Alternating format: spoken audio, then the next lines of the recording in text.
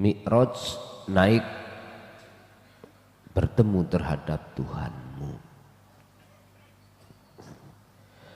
Tapi kalau hati sudah terbiasa untuk menjaga hal itu, zikir yang kumaksud, maka bukan berarti saat kerja, saat apapun itu tidak mudah untuk bertemu. Tetap mudah bagi Anda yang seperti itu. Berkenaan dengan hal ini kita akan membahas isi makalah nomor 188.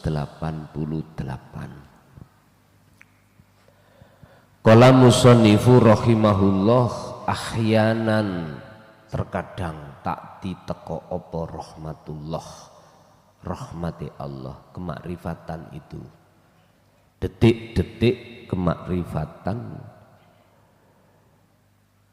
fi ghairi saum wassalah,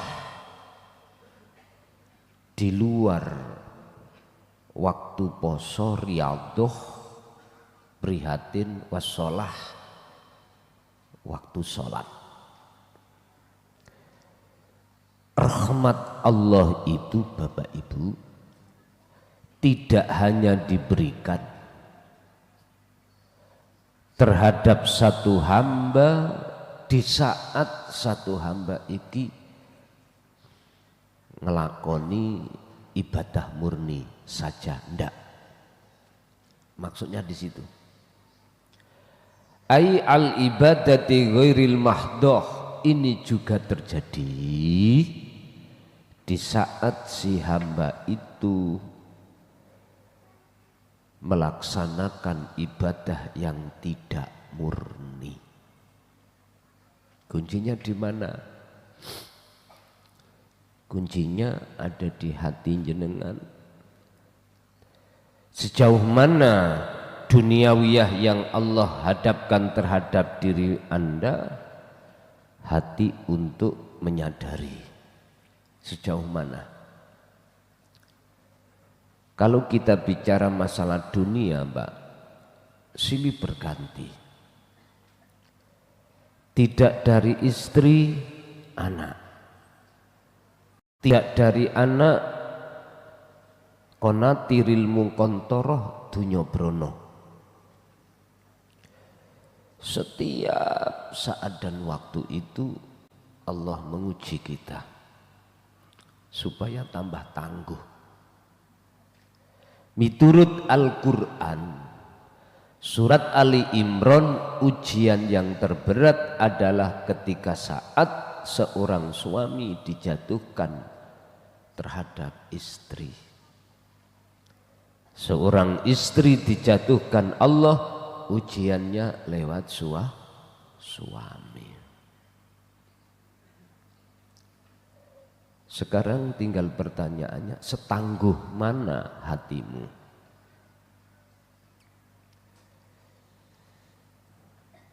Urusan dunya wis, urusan anak sudah, urusan istri, suami, kalau belum siap-siap. Lu gak gitu dah. Karena Quran ini sampun dawuh Gusti Allah, wazuyina, Anda dihadapkan satu ujian, yang ujian itu hati kita tertarik dengan ujiannya atau tertarik dengan sing uji. Wazuyina lan den paes-paesi, dan dibikin koyok-koyok wenak, koyok-koyok bagus, linnasi maring menungso, terhadap hati kita. Hati linnas itu maksudnya adalah ai qulubihim, maksudnya hati manusia. Diuji dengan apa? Hubbus syahwah, hub cintane ati terhadap kesenangan hawa nafsu. Contoh, di Pak, kita kepingin suami kita itu aneh-aneh. Ibu nggih mboten pingin nggih? Pinginnya lancar saja. Seorang suami dimanapun, siapapun kita nggak pingin lah istri kita itu yang tidak kita harapkan, nggak pingin. Tapi suatu saat Allah nguji ketidakkeinginan dari satu nafsu itu. Apa? Macam-macam. Ada seorang istri itu, apa yang kami katakan kemarin,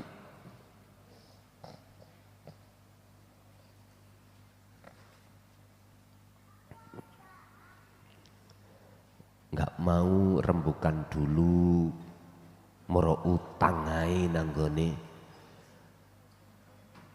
bang sing gak jelas. Akhirnya numpuk mari anak dadi putu, akhirnya nggak mampu konangan. Bagaimana sikap seorang suami? Nggak menginginkan hal itu toh, terus diterjadikan oleh Allah. Ya sudah, ini ujian yang terberat. Jatuhnya kita sebagai seorang suami adalah istri, kita sebagai istri jatuhnya pada suami. Suamiku dulu iku ya wis lancar wae. Umur selawe 30 wis gak katik taren niku, wis nggarap sawah niku wis gak katik dikongkon. Budal nggo pacul nang sawah. Sakniki beler ngoten. Turu digugah ya ora gelem tangi. Apa maneh ditabyur banyu, malah nyekrukruk. Ora gelem budal. Enggak mau berangkat. Dulu Pak, akas-akasi. Ya maklum tah, ya umur selawi, umur 30, mentoko umur 40, sik semangate. Boso jatuhnya wis umur 50, kena diabetes pisan.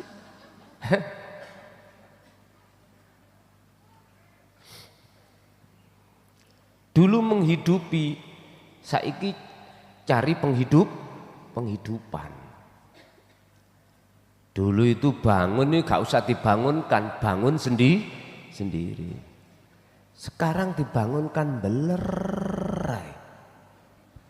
Jadi sawah sampai garing. Sawah lho Pak. Jadi tanduran ini akeh sing mati toh. Wong gak dilep. Enggak dibanyoni jarine wong-wong. Ya garing, tanahnya tandus. Akhirnya tumbuh-tumbuhane ya gak subur. Loh. Itu sudah wajar. Masa di mana dirinya itu olehnya beler itu nang urusan-urusan perpaculan nanggone sawah iku. Dia itu karena hatinya sudah disibukkan untuk menata dalam rangka untuk bertemu Allah. Makanya sering sendirian. Biasanya tidak komunikasi iku gampang, iku angel, bahkan melebu kamari dikunci. Bisa jadi seperti itu. Loh, mengapa hal itu harus terjadi? Karena Allah punya maksud. Apa maksud Allah? Liyabluwakum ayyukum ahsanu amala. Iman tauhid sampean iki supaya tambah kuat. Dihadapkanlah satu bobot yang berat, yang asalnya sekilo, 2 kilo, 3 kilo, sekarang 1 pintal. Bapak Ibu rahimakumullah, bukan berarti ujian yang datang dari Allah yang sifatnya tidak ada hentinya, bahkan lebih berat, itu menjadikan malesi hati kita untuk menyongsong rahmat Allah di situ. Sebab Gusti Allah sampun dawuh wala tai'asu fi roihillah.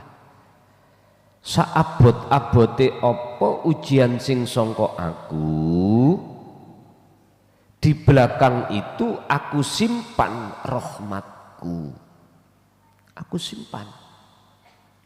Oleh sebab itu janganlah kau berputus asa sebab beratnya ujian yang kuberikan, akan tetapi berjalanlah terus, terimalah terus ujian itu sampai akhir nihayahnya, sampai akhir dari ujian tersebut.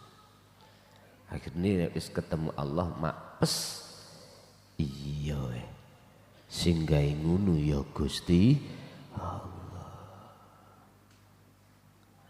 Lerem mati pun des nek wis kaya ngono ya wis nikmatono anugerah Allah itu. Rubama wajadata, terkadang wajata nemu sira sapa minal muridi saking murid utawa salik. Fil faqati nemu apa fil faqati ing dalem keadaan fakir, keadaan ghairu mahdoh, wis panganan iku wis ora patek enek, sembarang semuanya itu min. Dihadapkan yang tidak suka. Ma ing apa la tajidu kang ora nemu sira hu ing ma fi sholati wasaumi. Terkadang si murid ini menemukan rahmat atau anugerah Allah, bertemu Allah tidak hanya di saat si murid, si salik ini dalam keadaan sholat atau saum riyadhah niku. Bengi kholwat, kula tak mandi dulu, wudu, wasilah, wis daw wikir sampai jebul. Loh, pertemuan itu tidak hanya terjadi di dalam saat jenengan ini jasad keadaan ibadah murni aja, ndak. Boten. Kuncinya apa toh Pak? Kuncinya nihayah jenengan ini bagus tergantung bidayahnya. Khalwat khusus iku mesti jenengan ketemu Allah apabila bidayah jenengan iki bener. Pundi to? Bidayah sing bener, bidayah iku apa? Awal sampai duduk iki lho. Dikatakan bidayah itu bener, sandaran ati sampean mung dateng Gusti Allah. Dikatakan hatimu hanya bersandar kepada Allah, Anda tidak ngakui kalau kholwat itu kau yang melakukan. Kalau zikir itu kamu yang melakukan. Ini maksudnya tawakal itu di situ. Balik ning dodo sampean itu bergemuruh. Yusahiduna annal fa'il huwallahu ta'ala. Sing agawe yang melakukan itu hidup dalam dirimu. Loh, kalau awal bidayah sulukmu itu seperti ini, maka mesti natijahnya, nihayahnya benar. Artinya apa? Tujuanmu hasil. Mana? Ketemu Gusti Allah. Yang disebut rahmatullah di atas tadi loh. Ahyanan terkadang fi awqatil fakri. Terkadang ing dalem piro-piro waktu fakir tanaluna padha merkoleh sira minallahi saking Gusti Allah. Memperkoleh apa? Mendapatkan apa? Fadlan adiman, ing kanugrahan kang agung, iku makrifat. La tanalunahu bisaumi wassalat. Hal itu tidak hanya terjadi di saat kau sholat dan poso. Enggak. Jadi bahasa fakir di sini adalah bisa dikatakan jenengan ibadah yang tidak murni. Mbuh jenengan ini entah jenengan ini saat beol atau saat nopo mawon. Itu bisa terjadi. Aman nikmatu anapun utawi sing diwastani nikmat atau fadol atau anugerah rahmat makrifat allati kang yamunu kang den paringake sapa Allahu Gusti Allah biha kelawan allati ala abdihi ing dalem ala abdi ing atase kawulane Allah iku fi halatil fikri awil ibadati ghairil mahdhah. Bisa jadi iku ing dalem keadaan jenengan fakir ora duweni apa-apa atau di dalam ibadah murni. Kuncinya sama dengan kholwat yang ada di khusus ibadah murni. Bidayahnya betul, mesti nihayanya Anda dapatkan. Lepas diri atas segala keinginan, atas segala perilaku yang akan dilakukan kerja misalkan, maka pasti disitulah Allah akan memberikan anugerah. Hadza kang utawi iki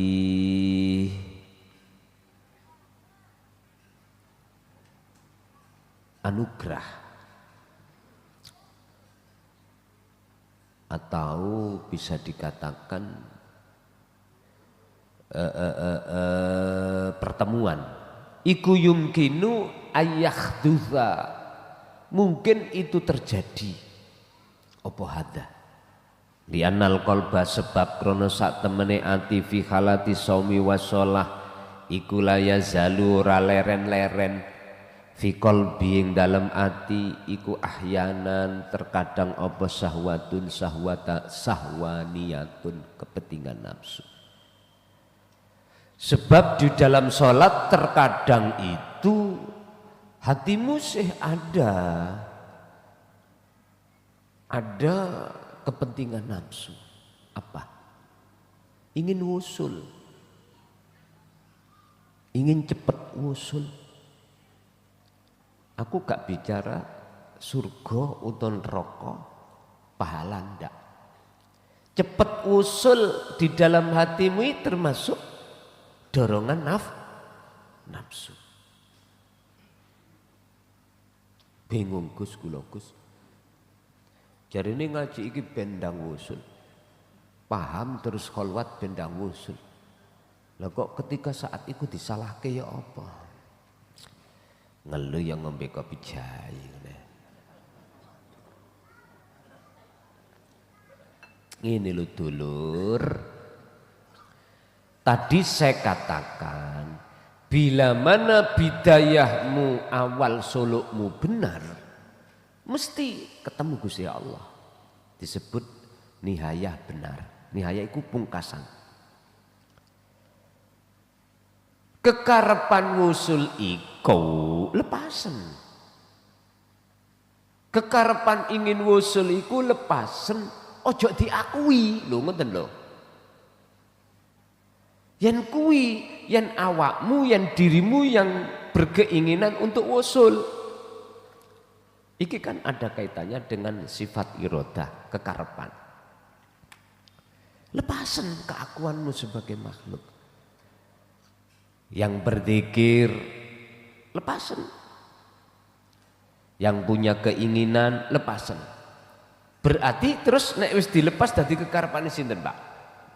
Loh, atas perilaku kholwat itu syirik. Yang disebut syirik khafi. Sampai jembutmu putih. Gak iso, Pak. Bah, gak ngereken. Nggih, mboten saged. Kan sudah menjadi hukum, barang siapa yang ingin bertemu aku, maka tidak boleh dalam hatinya menyekutukan selain aku. Sampai sekecil biji sawi ada syirik iki mboten saged. Maka niku kudu lepas. Hatta taslamah, sehingga ora bisa slamet apa al ibadatu ngibadah khalwat min amrodil qalbi, ora slamet sangka apa, sangka pira-pira penyakite ati. Riya iku kasar, ujub, takabur iku kuasar. Sing paling alus itu adalah syahwat.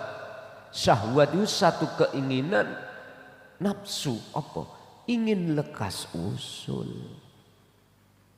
Keinginan yang ada di dalam hati kita berupa ingin lekas usul. Terus iki gak dilepas keakuan diri, itulah penyakit. Sak alus-aluse lebih alus penyakit niki wau. Wa ghairi halan sak liyane mengkono-mengkono riya, takabur, ujub dan lain sebagainya. Wakhtalafa fi khalatil fakri. Nyun sewu, mengapa di dalam sholat khusus atau ibadah khusus itu Anda tidak bisa? Karena cenderung alasannya li'annal qalba fi halatis sholah iku la yazalu fil qalbi. Terkadang di dalam sholat itu ibadah khusus itu Pak ono kepentingan nafsu. Dan itu yang menjadi penyakitnya dan terhalangnya sirroh ora isok mlebu alam akhirat bertemu Allah. Iku kepentingan nafsu, hati ingin lekas usul. Iku sifatnya menungso ngoten sedaya. Makanya disuruh lepas. Nek pun sampai lepas, kalau sudah kita lepas keakuan diri yang berkehendak, enak Pak, halus. Mlakune kaya cara dalan iku ngetol. Lurus mawon. Justru kunci yang seperti inilah yang gampang jenengan dapatkan, kewusulan pada Allah. Waqtalafalan bedo fi khalatil fakri wal ibadati ghairil mahdoh. Berbeda dengan keadaan posisi jasmani sampean iku di luar ibadah murni berarti makhdhab atau fakir. Karena pada umumnya kalau di ibadah murni banyak pujaan-pujaan sampai dari masyarakat. Untuk mengendalikan iki lebih sulit. Di mana kita enggak merasa mulia itu lebih sulit mengendalikan ini dibanding ketika saat dohir sampai ini enggak disukai nafsu. Pundi keadaan fakir atau keadaan jasmani sampai niki di mata orang lain elek. Berarti menjalankan khalwat di tengah-tengah ibadah yang tidak murni. Mengapa demikian? Sebab fatadhabu mongko gampang ilang apa ladzatus sahwati kesenangan hawa nafsu wa masalihuha lan kepentingane nafsu gampang hilang nih. Karena pada umumnya orang itu yo nek iso yo dianggap wong apik, aja wong elek. Kalau bisa ya di mata orang lain itu awak dhewe punya derajat, punya kehormatan atau punya harga diri. Lha ngene lah, karepe nafsu kan dorong ngono. Lho niki malah ndak. Makanya dulu mengapa banyak di antara salik calon kekasih Allah untuk menjadi kekasih itu dia itu supaya diwastani wong elek iku piye. Ya wis ngelakoni perkara-perkara sing gak nyocoki ing mungguh masyarakat. Asalnya kita itu masuk dalam perkumpulan istighosah yasinan wis nanti wis cocok. Tapi sampai tinggal. Akhirnya dirasani toh. Lah ya kelasan iki sejak ngaji endi ya. Jamaah wis gak wis idek masjid padahal.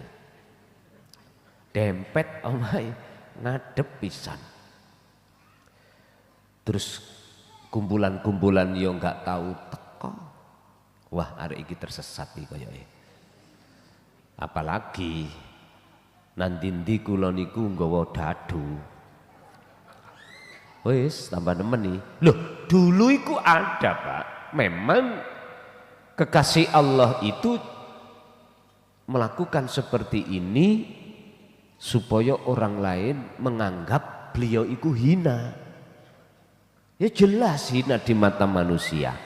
Tapi hati untuk ngrekso ubudiyah nang Allah lebih gampang seperti ini daripada jenengan kali kula di mata masyarakat orang yang apik. Iku rumus.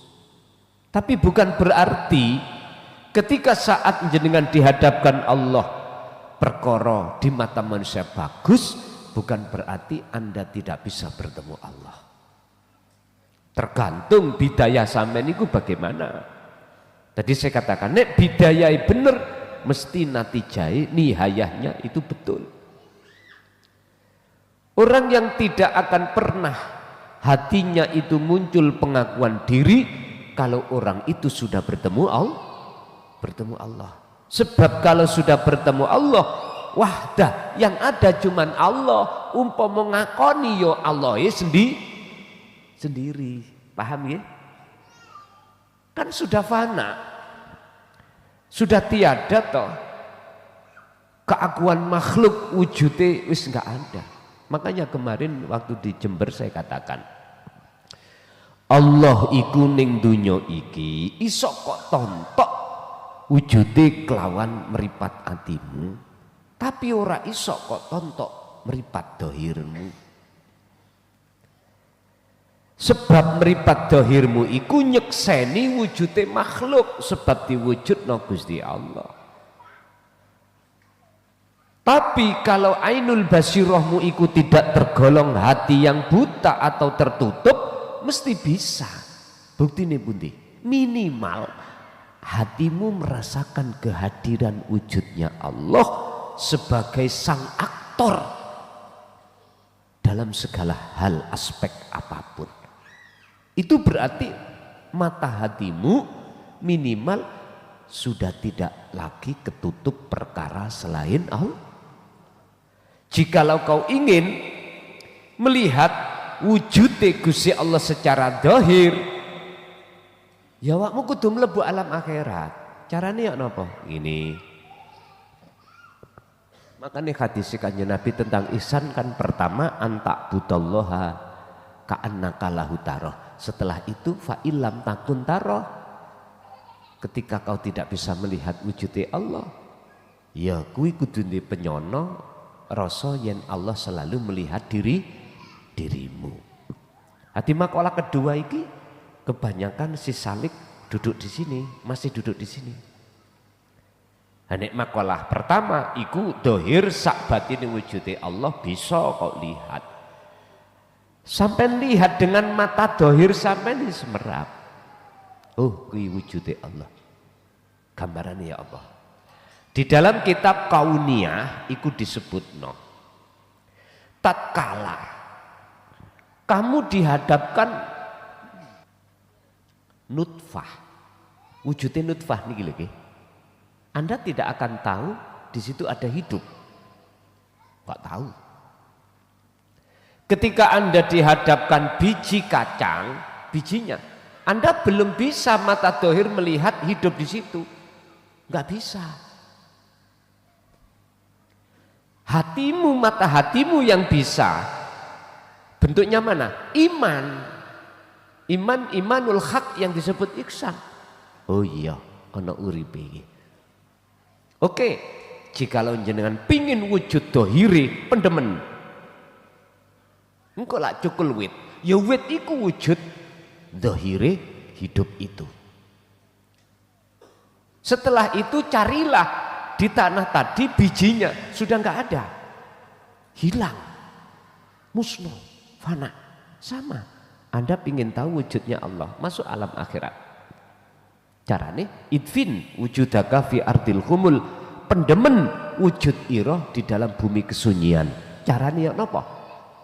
Lepaslah keakuanmu yang berkeinginan, keakuanmu yang wujud, keakuanmu yang berkholwat, keakuanmu yang dzikir. Udah, kalau itu sudah terjadi dalam waktu yang sudah Allah tentukan, mangkana yarjullaha.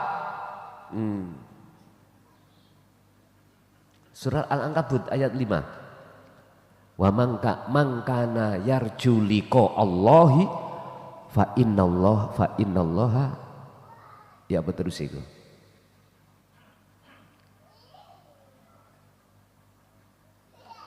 Barang siapa yang ada keinginan untuk bertemu Allah, fa inna ajalallah la'at, maka Allah berjanji dalam waktu yang sudah Allah tentukan pertemuan itu terjadi. Artinya umpama kitab Kauniyah iku biji sampean tandur, ada waktu yang sudah ditentukan. Berapa hari muncul lewit? Berapa hari, Pak? Berapa hari? Pak Tani lho sing roh. 7 hari? Lho nek wis cukul wit mboten enten biji tadi. Mboten wonten. Karena wujude wit iku nyatane hakikat yang disebut makrifat. Jadi makrifat itu nyatanya hakikat. Jadi hidup yang kita rasa di dalam diri ini, luar dan di dalam diri itu, yang mata dohir ini belum bisa melihat, itu nanti akan menyatakan kewujudannya secara dohir seiring berjalannya waktu yang sudah Allah tentukan atas kewujudannya Allah secara dohir. Ya ini alam tuh. Ini hanya berlaku bagi seseorang yang sudah la ibsorun wa mubsorun wa basorun.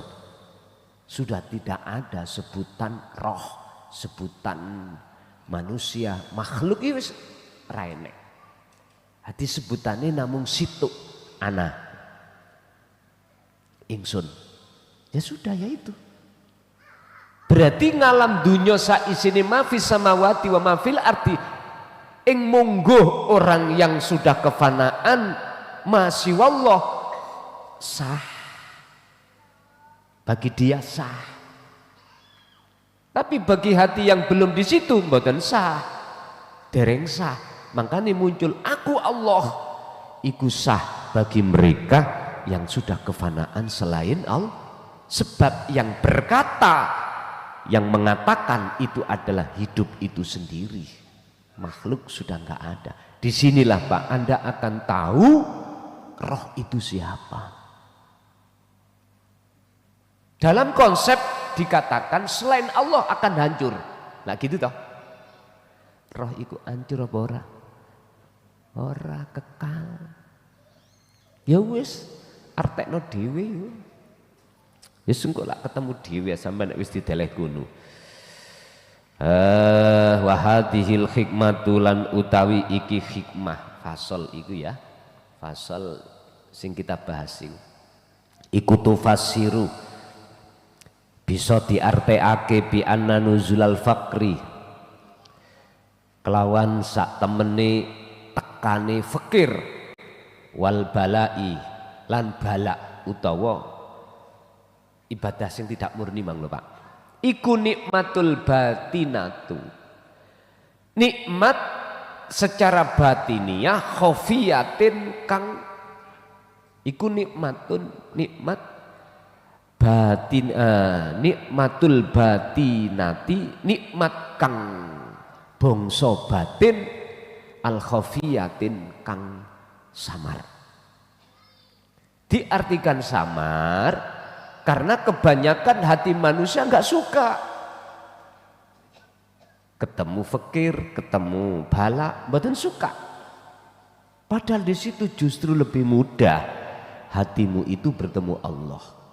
Di saat dirimu dikatakan orang lain orang yang tidak berguna, di saat dirimu dikatakan orang lain ajaran sesat, mudah di situ.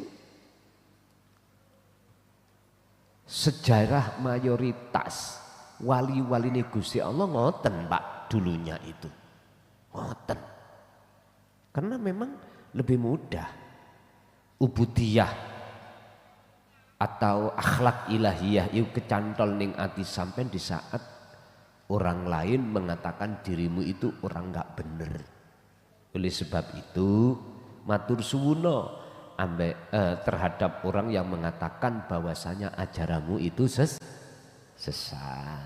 lah. Jadi sampean gak berbangga diri, ngaten lah.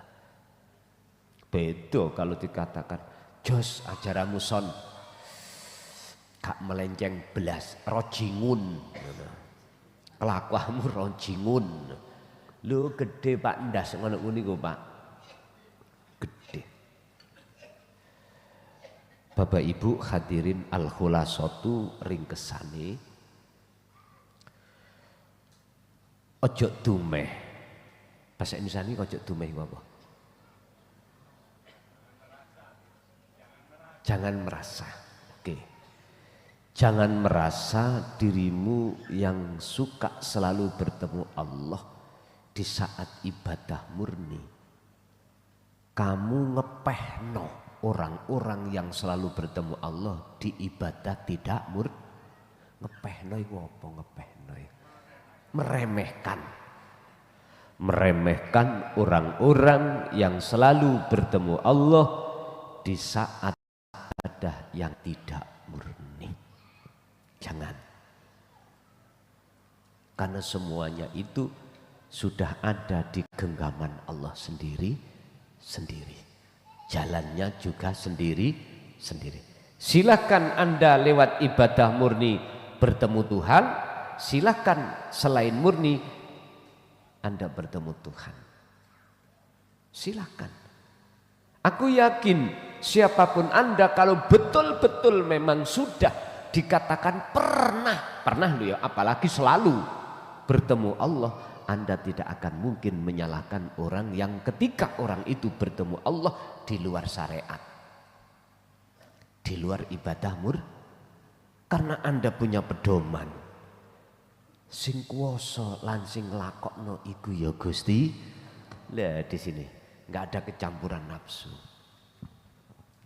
Akhirnya antara fikir, bala, nikmat, taat sudah nggak ada bedanya terhadap dirimu. Ini kalau sudah betul-betul bertemu Allah. Kalau hanya sebatas faham ilmu, belum praktek laku, nggih ngoten niku. Pokoke ini gak cocok ambek aku, salah. Ngoten. Prinsip pun niku. Lho iku lho Pak kepentingan enggak saya, enggak jenengan, sama semuanya. Siapapun kita, tatkala belum betul-betul bertemu Allah, pasti akan mengatakan pendapat orang lain itu gak benar. Sing benar menurut pendapat saya sendiri. Iku kan namanya ego. Manalah. Makanya nyun sewu, jenengan sing lewat taat dalan lewat syariat, jangan pernah jenengan iki maido.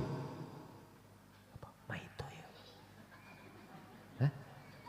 Maido menghujat pada orang-orang yang lewat dalan kejawen. Ojo. Aku yakin Anda kalau betul-betul sudah sampai pada Allah, gak mungkin kau akan menyalahkan Allah terhadap keputusan Allah yang dijatuhkan kepada selain Anda yang tidak sama jalannya. Orang yang ingin naik ke loteng harus membutuhkan tangga. Lah bentuk tangga bisa dari besi, bisa dari kayu, bisa dari cor, terserah. Lip, nah, bisa jadi. Ingat, tatkala Anda belum berangkat wajib dapat wasilah. Tatkala Anda belum suluk wajib memegang wasilah. Wasilah itu tangga. Apa wasilah jenengan? Zikir. Makanya kanjeng Nabi dawuh ning Quran, apa kuncinya wasilahnya bisanya ke alam akhirat? Wa dzakarallaha katsiran. Inilah yang Allah katakan dalam surah Al-Maidah ayat 31, wabtaghu ilaihil wasilata. Wajib bagimu jikalau ingin ke loteng, sampai ke loteng atau bertemu Allah di alam akhirat, amiki harus mencari wasilah.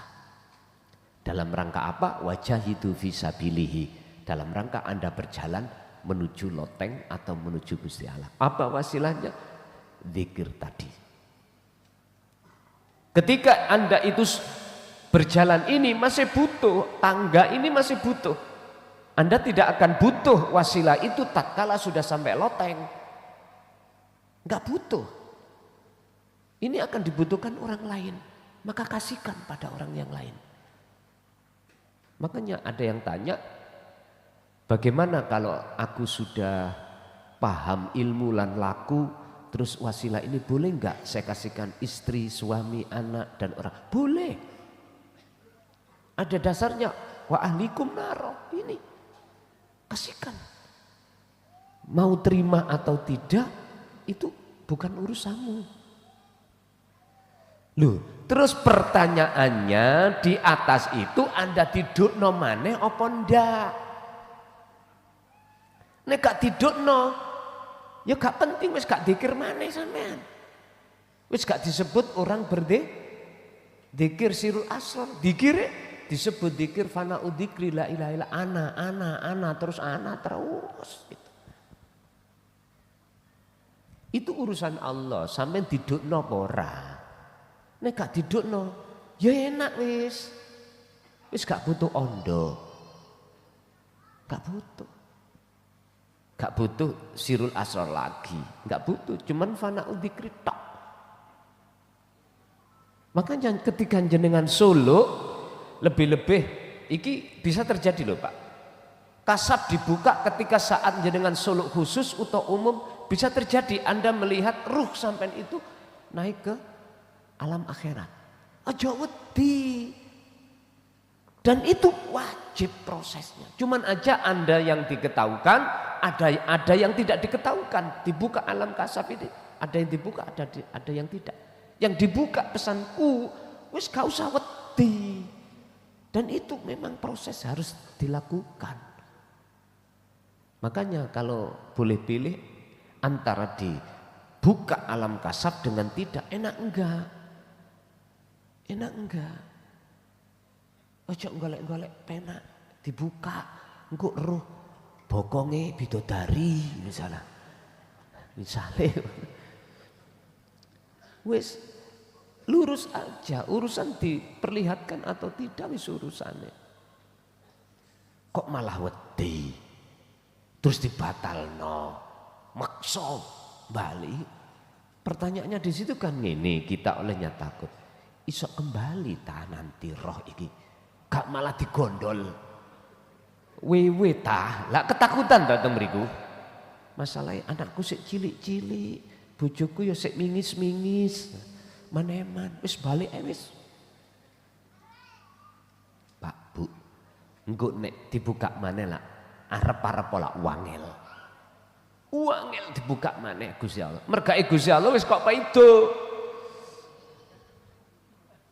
Diperjalankan jenengan maksa enggak mau. Akhirnya wangel sampean. Coba yang pernah terjadi. Terjadi mana lah sulit.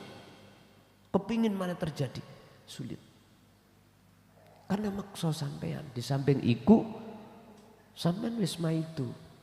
Dengan bentuk kita ada rasa ketakutan. Prinsip aja, jika lo jenengan umur masih ada tugas kepada anak istri, mesti balik. Baliknya terserah ada dua hal. Ada kembalinya itu biruhin fakot ataupun ma'ajasadihi. Enggak kembalinya juga begitu. Biruhin fakot ma'ajasadihi. Kalau jenengan tidak dikembalikan sak jasate berarti ya dikubur. Mosok kate gawe pipian. Enggak mungkin toh. Karena waktunya sudah. Yang ditentukan kematian secara syariat sudah datang, ya gak iso diundurno, Pak. Itu prinsip. Jikalau belum waktunya, pasti akan dikembalikan sak jasate sampean iku. Wis gembul maneh nanggone keluarga. Gak usah repot-repot tentang garwa sampean. Nek umpama memang durung balik, ya ta. Umpama gak balik. Wis urusane Allah. Anak sampean urusane Allah. Wis. Ada kalanya itu hanya dikembalikan secara jasmania saja. Ruhnya tasik kecantol terus. Kecantol.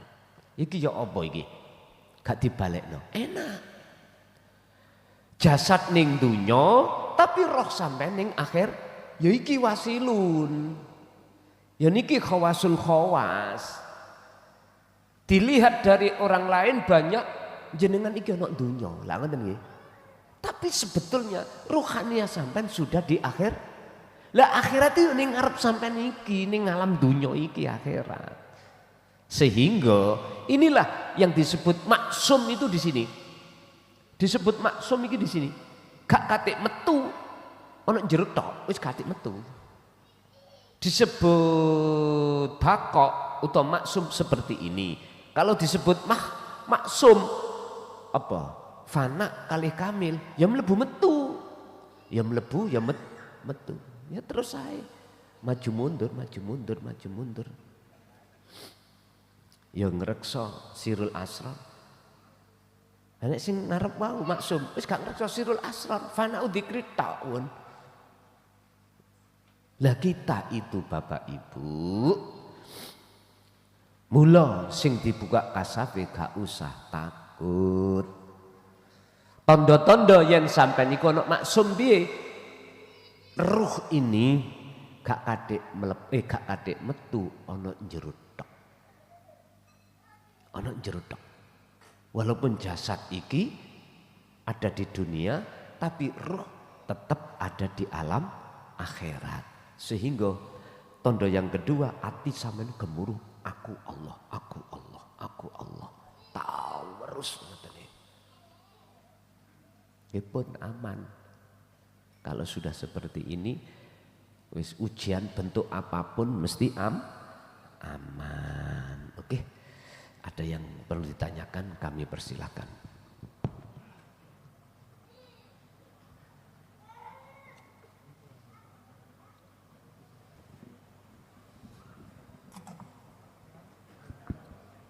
Assalamualaikum warahmatullahi wabarakatuh. Kepangken Gus, kula nami Muhammad Hamid saking Kutai Kartanegara, Kalimantan Timur. Saya mau bertanya,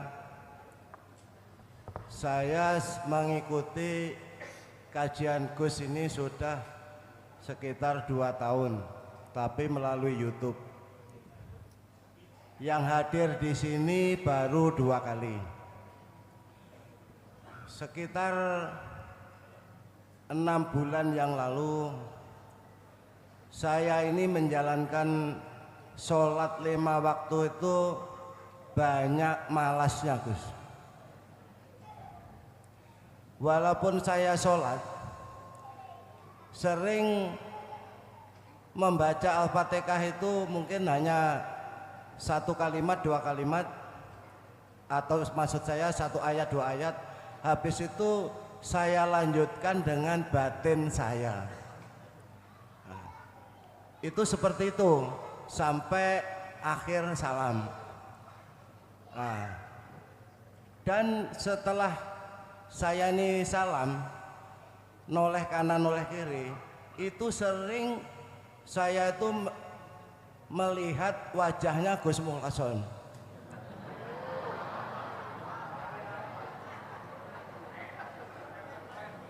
Dan kalau saya takon rupa garangan apa rupa anu? Nggih, artinya pasti sambil assalamualaikum, wassalamualaikum gitu itu mesti ingat wajah sampean. Nah gitu loh. Kadang-kadang berwudu itu juga seperti itu. Demikian pertanyaan saya, Gus. Bagaimana menurut hakikat nyuwun penjelasan panjenengan? Matur nuwun. Assalamualaikum warahmatullahi wabarakatuh. Waalaikumsalam warahmatullahi wabarakatuh. Mungkin jenengan ingat proses di thariqah itu mengatakan bahwasanya wasilah fi thariqatil mu'tabarati muttasilati ila Rasulillah wajib.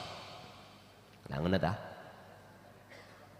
Istilah sanad keilmuannya itu enggak keputus sampai baginda roh. Ingat nggih? Wis. Tatkala jenengan iku mau noleh kanan loreh kiri, kok teringat wujud rai kula. Loh, lah bener to rai? Wajah sampean ngomong mau, wajah itu depan. Maka itu tetanda posisi jenengan itu ibarat orang berjalan masih di tangga. Tapi ketika saat sampean iku mandang uripe, berarti Anda posisinya sudah di atas loteng. Berarti sudah wusul. Makanya kalau takak mau garangan apa ya apa rupani. Nek garangan berarti kita masih di tangga itu. Bukan itu, garangan itu yang kita puja dan kita sembah. Bukan. La taj'al ma'allahi ilahan akhar. Hei Salik, lanjutkan kau untuk sulukmu sampai ke loteng, sampai ke wusul. Sebab jikalau enggak, maka kau masih dikatakan memuja wasilah, memuja tangga, memuja selain Allah. Tapi gak popo, sebab kita itu masih dalam perjalanan. Iki gak boleh manakala sudah ada di loteng.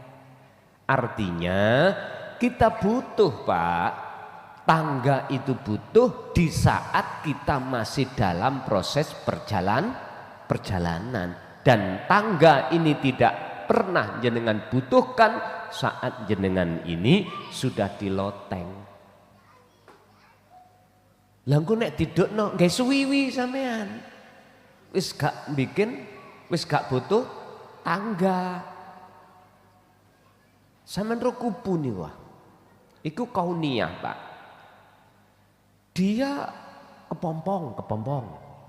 Berapa hari kepompong bertapa niku? Pinten? 40. Dia juga meninggalkan makan, minum, apapun ditinggalkan. Supaya metu suwiwine. Artinya ruh ketika turun ini gak butuh tangga karena sudah punya suwiwi. Mlebu nang ngene tembok, ya gak butuh. Temboke diilangno enggak tembus. Nggih nek jasad nggih nabrak karena alam donya. Sing mlaku ya donya. Lah jenengan iki penduduk akhirat. Dadi wis gak ada yang bisa menghalanginya. Ngoten niki. Enek ae. Munggah ya penak ya sampe wis duwe suwiwi. Kata Rasul, kalbarki koyok dini kilat, olehnya kamu wusul seperti kilat. Niki sing kula maksud sak kedepe mripat. Kuwi mudun ya ngono. Apa maksud tujuan kuwi mudun? Tugas. Ku anfusakum wa ahlikum, nah tugasmu itu adalah rahmat, ila rahmat. Nggawa rahmat nang anak putumu. Akhirnya jenengan paring keterangan utawa nasihah kepada istri anak atau teman atau umat, tergantung Gusti Allah melevelkan di tingkat mana ahlikum niku. Wis iku urusane Gusti Allah. Jadi ketika jenengan iku kok ya noleh nganan ngoleh ngiri, dohiri ketok wajahe klason. Pertanyaannya, hati jenengan ini sudah tembus uripe napa mboten? Nek tembus sampean ketemu Gusti Allah wujude klason misale, berarti jenengan sudah dikatakan sampai kepada makrifat Allah. Akhirnya oh iya wujude Gusti Allah dohir ya kuwi. Ngoten. Nggih, ada lagi.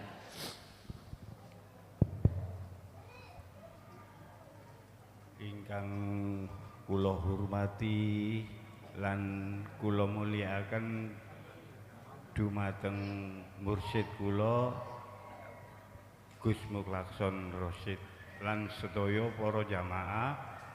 Assalamualaikum warahmatullahi wabarakatuh.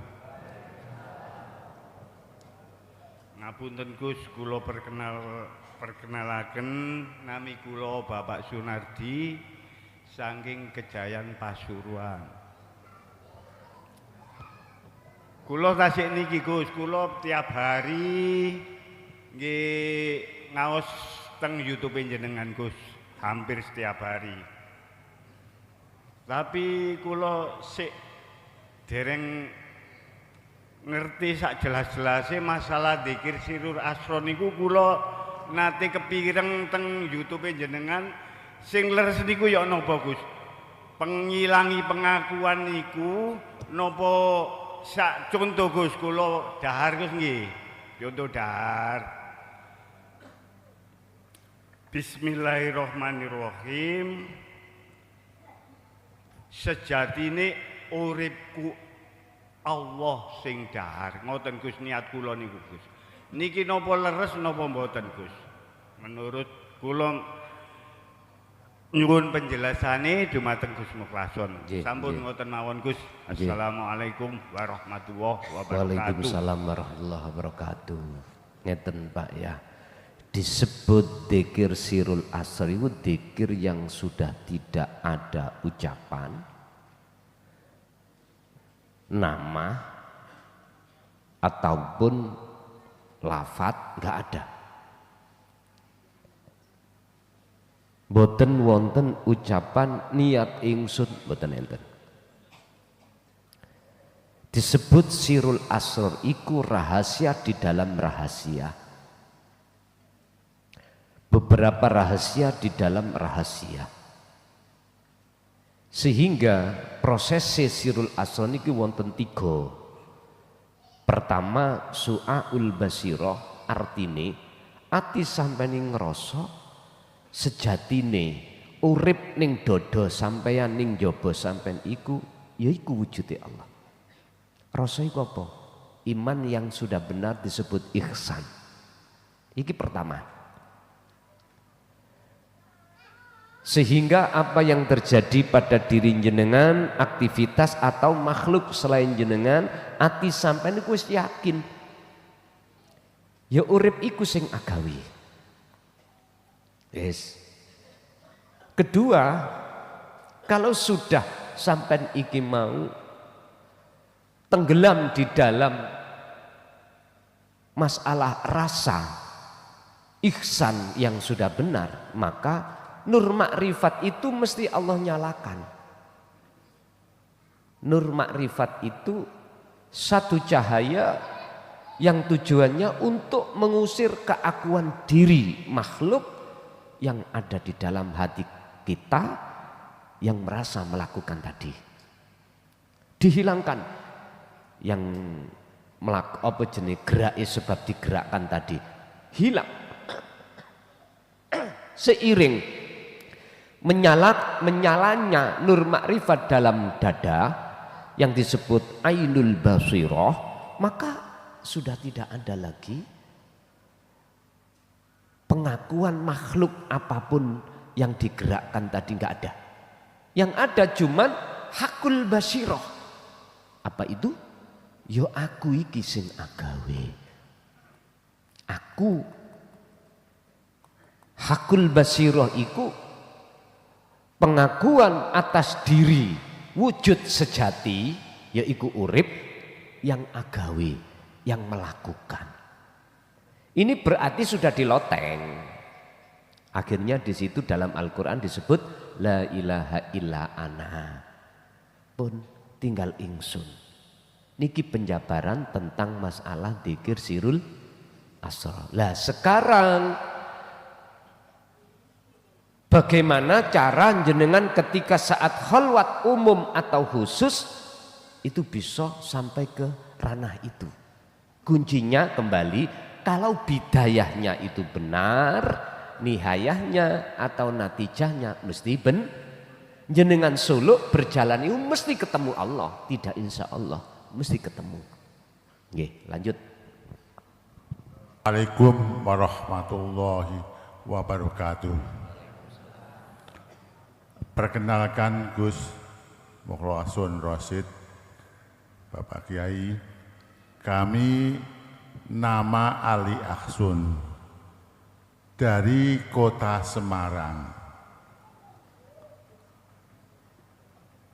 Kami baru kali ini bisa bertemu langsung dengan Gus Mukhlason. Adapun yang berkaitan dengan kami bertemu di YouTube itu hampir setiap hari.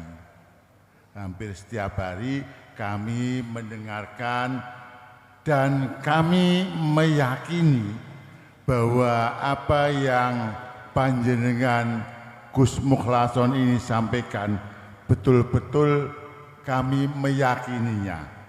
Kenapa kami meyakininya? Bahwa umur saya sudah 62 tahun, kemudian pada waktu tahun 86 kami di Sulawesi pernah menerima hal-hal seperti ini. Dan kami cocokkan, kami tangkap bahwa kebenaran itu mutlak. Hanya saja pada waktu tahun 86 ibarat anak ayam itu kami belum sanggup menelan jagung. Sehingga kalau kami telan, saya nanti bisa kelegen. Namun karena perkembangan hidup saya kebablasan untuk bekerja sehingga melupakan, dan setelah tidak bekerja kami mendengarkan YouTube itu, kok ada benarnya, kok kami meyakini bahwa hal itu benar. Pertanyaan kami, Gus Mukhlason, kami ingin mendapatkan bimbingan ilmu tauhid karena kami belum bisa melaksanakan, menerima untuk lebih lanjut. Untuk menerima lebih lanjut dalam arti kata kami merasa bahwa jalan kami ini perlu mendapatkan bimbingan. Namun kami meyakini bahwa kebenaran itu hakiki. Karena tahun 2000 kami sempat dibaiat oleh guru kami yang di Sulawesi, ya sama. Wala qadirun ilallah wala muridun dan sebagainya. Namun kami masih perlu untuk bimbingan ilmu tauhid ini. Wassalamualaikum warahmatullahi wabarakatuh. Waalaikumsalam warahmatullahi wabarakatuh. Cukup sederhana, yang perlu jenengan pegang teguh. Nanti tolong dibuka dalam surah Al-Baqarah ayat 256. Lam fisomalaha. Jenengan sudah paham tentang masalah tauhid, walaupun belum secara 100%, enggak ada masalah. Sing penting, jenengan apapun yang Allah hadapkan, laku apapun, apakah di dalam ibadah murni atau tidak murni, tolong, sekali lagi tolong, fungsikan dzikir sirul asrar itu. Fungsikan. Inilah yang disebut dinul qayyimah. Wa ma umiru illa liya'budullaha mukhlishina lahuddin hunafa'a wa yuqimus shalah wa yu'tuz zakah wa dzalika dinul qayyimah. Din agama. Qayyimah sing lurus. Artinya iman kita harus lurus. Iman yang lurus adalah wahdah, nyawijekake Gusti Allah. Maksudnya mengesahkan Allah dalam aspek apapun. Jadi fungsinya sirul asar adalah meniadakan perkara selain Allah dan menetapkan hanya Allah wujudnya hidup itu yang berperan. Akhirnya kita diajarkan untuk tidak mudah ngaku. Inilah yang dimaksud dalam ayat tersebut. Wa may yakfur bitaghut wa yu'min billah. Barang siapa yang melepaskan keakuan diri, maka akan nyata keakuan ingsun Allah. Di situ. Kuncinya ada di sini, Bapak. Apalagi kita sudah geser, umur kita sudah tua. Kita siap-siap untuk menyongsong hari yang sudah Allah tetapkan, sing mesti terjadi, yaitu kematian. Makanya mutu qoblal maut, matikan keakuanmu dulu sebelum datangnya satu kematian. Hanya itu, Pak, cara bimbingan khusus langsung jenengan biar tidak bertele-tele tentang masalah perilaku untuk lekas bisa sampai pada Allah, bertemu itu di situ. Satu. Nomor dua, tolong nanti juga dibuka di dalam sebagai penguat, ya, sebagai penguat jenengan memegang zikir ini di dalam surah Al-Kahfi ayat terakhir, ya. Di situ dikatakan fal ya'mal amalan sholihan. Ruh ini harus berlaku ilahiyah, berlaku bagus, yaitu zikir. Wala yusrik bi ibadati rabbi ahada. Dengan cara begitu nggak mudah hati sampean di dalam dada ini ada selain Allah, selain Allah. Ibu ada nggak? Ada nggak Ibu? Kalau nggak ada tak tutup. Ada.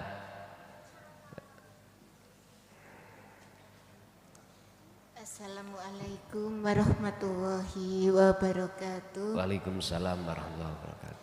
Perkenalkan, nama saya Liana dari Jombang. Saderenge nyuwun pangapunten Gus. Saderenge kula mboten mengenal Gus Muklason itu siapa. Nggih mboten nate ningali ten YouTube. Namun mendengar dari Pak suami. Kalau suami sering ngaos mriki. Lho kok sak Jombangi, kula iki tahun 86 iku di Jombang. Jombang. Jombang mana, Gus? Tambak beras. Tambak beras. Nggih. Nggih, lanjut. Terus ini pertemuan kedua saya, Gus, yang Sabtu kemarin, bukan Sabtu yang lalu. Sabtu yang lalu itu saya mendengar Gus itu berkata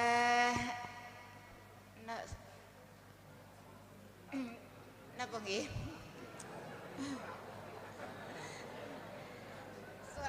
Soal dikir Sirul Asror. Nggih. Ya.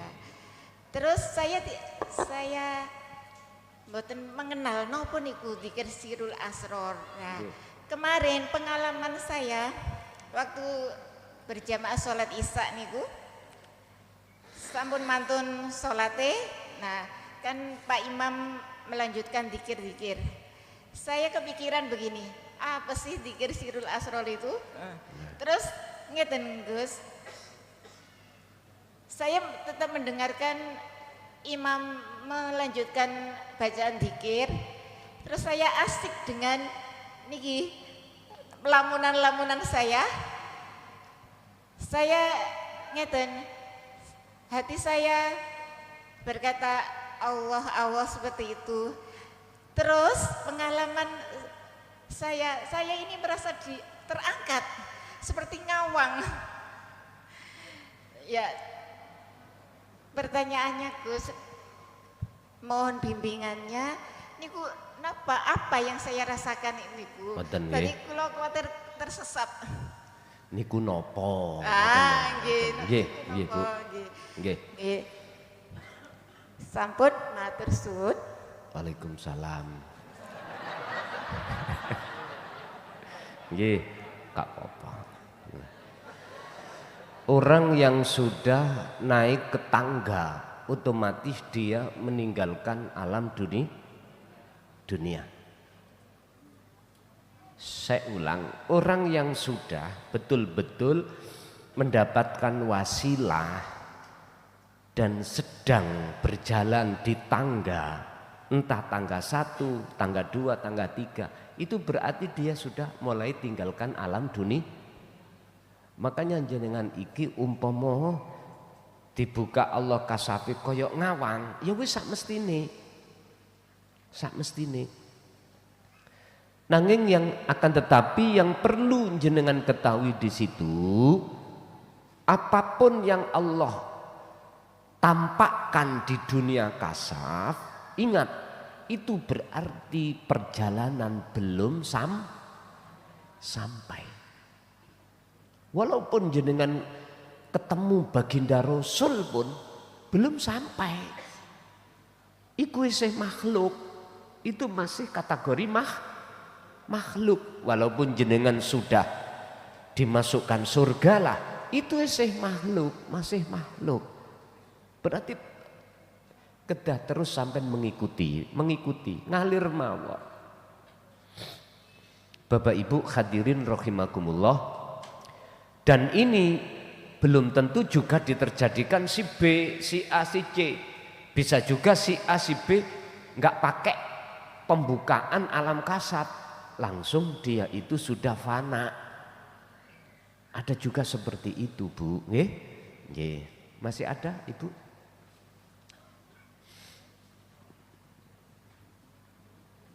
Cukup nggih? Nggih pun mohon maaf niki mungkin nggih wonten acara pengawasan umum lagi wis tak ora gelem sik dipeksa wae. Sakno jenengan boleh gak iso ketemu.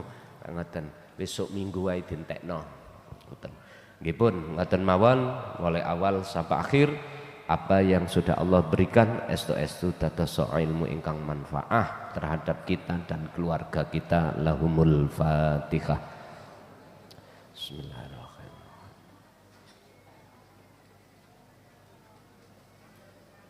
Akhirul kalam. Assalamualaikum warahmatullahi wabarakatuh.